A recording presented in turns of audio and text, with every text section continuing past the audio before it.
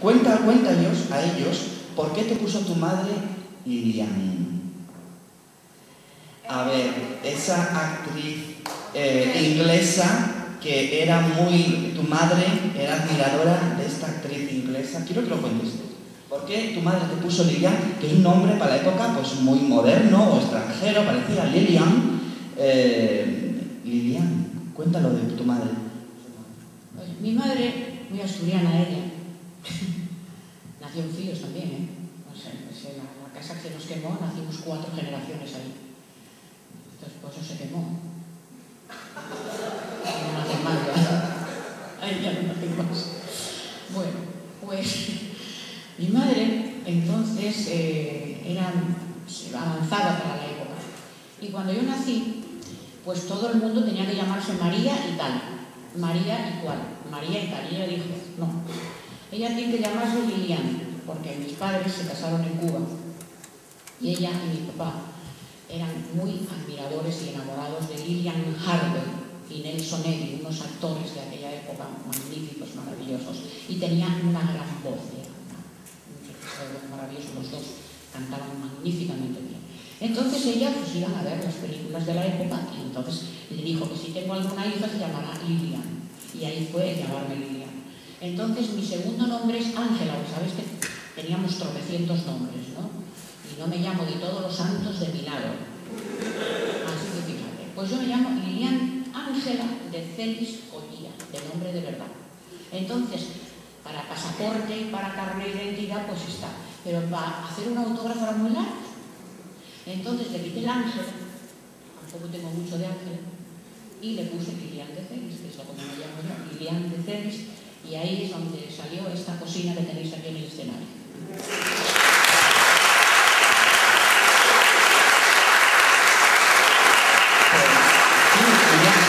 Tengo una sorpresa para ti, porque... ¿No? Ya que hay más, mira eso ahí. A ver.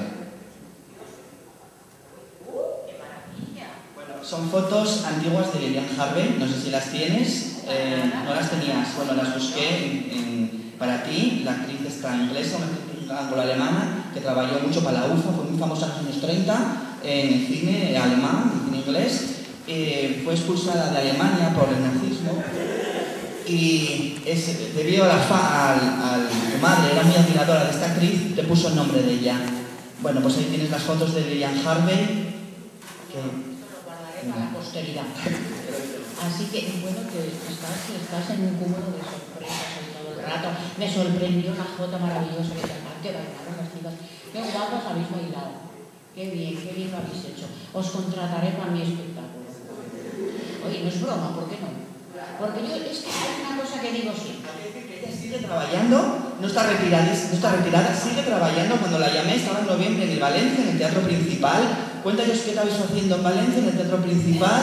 Cuando te llamé, no está aquí, el 14 de diciembre, tiene aquí unas galas en Valencia, en el Teatro Principal. Tú dices que no te vas a retirar hasta nunca te vas a retirar de la voz, mientras Dios te conserve la voz, que vas a seguir cantando. Cuéntanos qué estás haciendo ahora que tienes en Valencia. Hay una cocina, rapaces, que ya hay espejos en casa. Y mientras haya espejos en casa, no soy como aquella que dice, ¿quién es la más guapa? No. Pero ¿quién es la mejorcina, peorcina?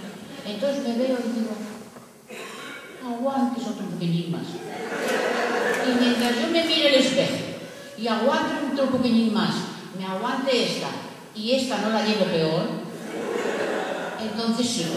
Ahora, en el momento de que esto se desparrame y esto no dé pa' más, quedo en Fíos plantando lechugas.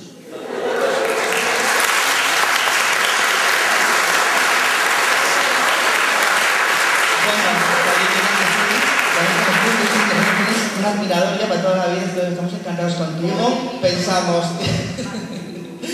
Y bueno, tantas películas tienes y la gente del cine, sabéis un poco dioses, parece que no nos podemos ni tocar la gente del cine, ¿no? Pero encantador, estamos encantados contigo. Bueno, vamos a siguiendo a las películas, porque vamos a hablar de las películas tuyas. Entonces tú llegaste a Madrid, en la radio, en Radio Madrid, y es mucho éxito allí cantando, tocabais en directo con la orquesta de Maestros Dineros. ¿Cómo era aquello de hacer radio con la orquesta en directo, cantando en directo todos los días? ¿Cómo era aquello de trabajar? ¿Debía ser agotador? Pues era lo mismo que ahora, pero en vez de cantar con el playback que mueven la boca y no hacen nada, pues yo cantaba de verdad. Porque claro, era la cuestión. Y como no te daba tiempo de estudiar las letras de una semana para otra, yo sacaba el papel y leíalo. Porque como no había televisión, pues entonces no tenía idea de lo que yo estaba haciendo con el papelito. Esto estaba muy aquello. Bueno, y segundo, que el cantar en directo es lo más guapo que puede haber. Porque te puedes equivocar, puedes hacerlo mejor, puedes hacerlo peor, pero cuando la gente paga en un teatro, tiene derecho a escucharlo de verdad. No que sea...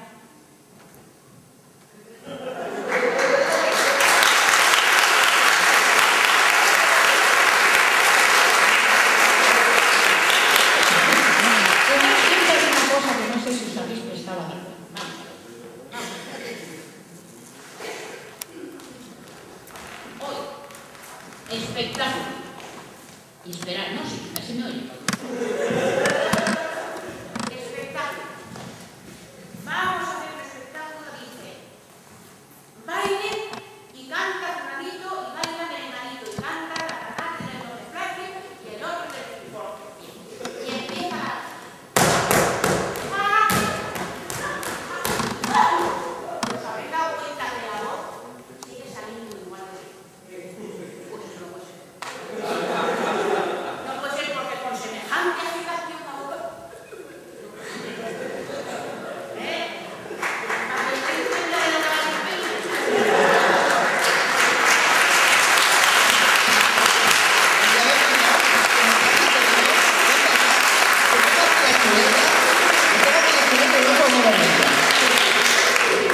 Ven para acá que tengo aquí la chuleta y a ver, vamos a ver. ¿Te gustas mucho esto con los programas de radio? Aquello que decides ir a galas en Madrid, el Teatro Albéniz lleno, con aquellas canciones que rescataste de la Belle Époque, estas canciones que vamos a tener ahora, una muestra de una de esas canciones. Tanto eso que tuvisteis que, bueno, que el cine, la industria del cine pensó, vamos a hacer películas con esta música, películas musicales, en los años 50 estaban tan de moda, la industria española decidió hacer una gran película musical con estos temas. ¿Cómo fue a ti que te llamaron o que te propusieron para que cantaras el último cuplé? ¿Quién te llamó? ¿Quién te lo propuso para que tu voz, tienes una voz y tienes todavía una voz excelente de soprano? ¿Quién te llamó? ¿Quién te propuso la película? ¿Cómo fue que te lo dijeron? Vamos de esta película, quiero que cantes el último cuplé, esta película del año 57 y que iba a ser tu voz, tus canciones. Cuéntanos, ¿quién te llamó? Bueno, esto si no sale, es que no hay forma de que me lo olvide. Tengo que tenerlo más presente que el pan nuestro de cada día. Bueno, pues os voy a decir. El hacer o el querer proponerme el hacer la película del último cuplé, cuando venía Sara. Sara no cantaba, no tenía voz. Venía rompiendo y cortando el bacalao. Porque en aquel momento que sabéis que todos salíamos con el escote así y ella andaba con las domingas para arriba, pues entonces dijeron los españoles, madre mía, qué despacho, qué comedero.